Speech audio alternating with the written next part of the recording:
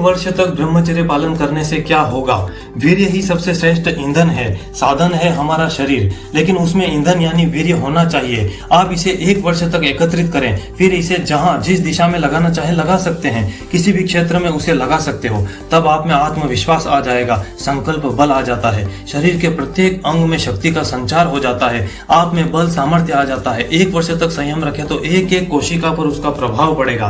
ब्रह्मचर्य वास्तव में मन का ही विषय है। मन सदा है तो शरीर में संयम रहेगा। अब एक छोटी सी कहानी से आपको मैं समझाने का प्रयास करता हूं कि एक राजकुमार का मात्र 18 वर्ष की आयु में ही राज तिलक कर दिया गया था, और राज तिलक होने के बाद में जब उनका किसी देश की महारानी से विवाह होता है तो विवाह के पश्चात वे उसमें खूब आसक्त होते हैं। वे फिर एक एक करके 1 दर्जन से अधिक विवाह करते हैं और वे पूरा विषय भोग विलासों में ही डूबे रहते हैं। अपने रानी का जो उनका एक महल होता है, अलग रनिवास जो होता है, उसी के अंदर में वे 80 से 90% समय अपना पूरा उसी में देते हैं। तो कई वर्षों तक वे इसी तरह से भोग विलास करने के बाद में उनके अंदर जब सामर्थ्य बहुत ही कम हो जाता है, उनके अंदर में मानसिक रोग उनको हो जाते हैं, उनकी याद शक्ति स्मृति शक्ति चली जाती है, उनका जो डिसीजन की जो शक्ति होती है, निर्णय लेने की शक्ति, वह भी उसकी मतलब खत्म जैसी हो जाती है। और उसको देखते हुए उसके आसपास के जो देश के जो राजा होते हैं, वे उसकी जो सीमा होती है देश की, वहां पर अपना धीरे धीरे जमावड़ा चालू कर देते हैं, वहां पर जमना चालू कर देते हैं आक्रमण करने के लिए।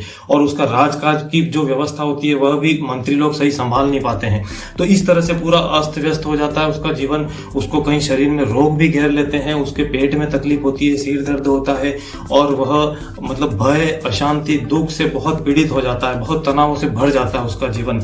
तो मतलब ऐसी हालत हो जाती है, मतलब पूरा उसको अंधेरा छा जाता है उसके जीवन में। तो इंसान के अज़्म से जब दूर किनारा होता है, तूफान में टूटी किश्ती का एक भगवान सहारा होता है, तब उस राजकुमार को अपने जो गुरु होते हैं उसके अपने गुरु की उसको याद आती है, और वह राजा चला जाता है अपने गुरु के पास में और अपने गुरु से पूछता है कि गुरुदेव मेरी ऐसी हालत कैसे हुई, मेरे जीवन में इतना दुख पीड़ा क्यों है।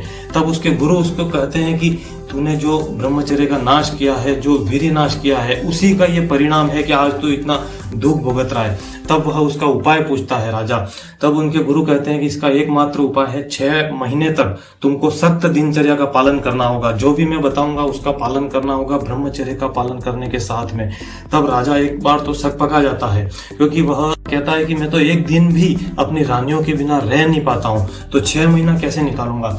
तब उसके गुरु कहते हैं कि अगर तुम्हें जीवित बचना है, अगर तुम चाहते हो कि मृत्यु तुम्हारा वरण ना करे और इन सभी दुख पीड़ाओं से बचना चाहते हो, तो तुम्हें ये नियम का पालन करना ही होगा। तब वह अपने गुरु की आज्ञा के मुताबिक राजा दिनचर्या का पालन करता है। राजा रोज सुबह ब्रह्म मुहूर्त में 4 बजे उठता है और 2 से 3 किलोमीटर दौड़ लगाता है। उसके बाद 50 से 60 दंड बैठक लगाता है, सूर्य नमस्कार एवं अन्य अच्छे आसन करता है, और 30 मिनट तक त्रिबंध युक्त प्राणायाम भी करता है, और स्नान के बाद गर्म आसन बिछा करके 30 मिनट तक भगवान नाम का जप करता है। और दिन में राजा राजकाज संभालता है, अपने मंत्रियों के साथ में परहित के बहुत सारे कार्य करता है, और शाम होने पर वह प्राणायाम करके फिर से 30 मिनट तक भगवान नाम का जप करता है। और सोने से पहले कम से कम 40 मिनट तक वह सत्संग सुनने का नियम बना लेता है, क्योंकि उसे पता है कि सत्संग सुनेंगे तो पतन हमारा नहीं होगा, हम पतन से रक्षा केवल सत्संग से ही हो सकती है। यह राजा को बिल्कुल मालूम था, और राजा ने मसालेदार, तीखा, खट्टा, चटपटा राजसिक भोजन बिल्कुल त्याग दिया था। उसने उबला हुआ आहार लेना चालू कर दिया था, उबली हुई दालें, उबली हुई सब्जियां, इस प्रकार का भोजन उसने चालू कर दिया था। भोजन पर पूरा नियंत्रण कर लिया था। उसने अपने भोजन में गाय का दूध, घी, मक्खन, सूखे मेवों का प्रयोग करना शुरू कर दिया था, और इस प्रकार 6 महीने तक उसने निरंतर इन नियमों का पालन किया। तो राजा में धीरे धीरे सामर्थ्य विकसित होने लगा, उसका दिमाग भी तेज होने लग गया, उसके अंदर में जो डिसीजन लेने की शक्ति भी वापस आने लग गई, उसे आनंद आने लगा।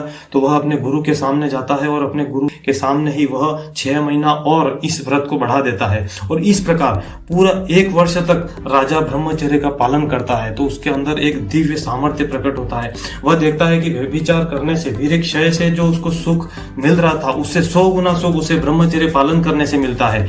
तो राजा ने फिर आजीवन अखंड ब्रह्मचर्य व्रत ले लेता है, और उसी प्रकार हमें गहरा संकल्प लेना चाहिए कि आज तक जो भी हुआ, परंतु आगे से मैं इस व्रत को नहीं टूटने दूंगा, आज से मैं सख्त दिनचर्या का पालन करूंगा। इस प्रकार हमें भी संकल्प करना चाहिए, क्योंकि 1 वर्ष तक ब्रह्मचर्य पालन से सत्व गुण में वृद्धि होती है, अद्भुत आनंद प्राप्त होता है, शारीरिक क्षमता औरों की तुलना में अधिक हो जाती है, रोग प्रतिरोधक क्षमता भी बढ़ जाती है और रोग कोसों दूर रहते हैं। मुखमंडल पर विशेष तेज झलकता है, याद शक्ति बढ़ जाती है, खुद को शक्ति एवं ऊर्जा से भरा हुआ महसूस करोगे आप।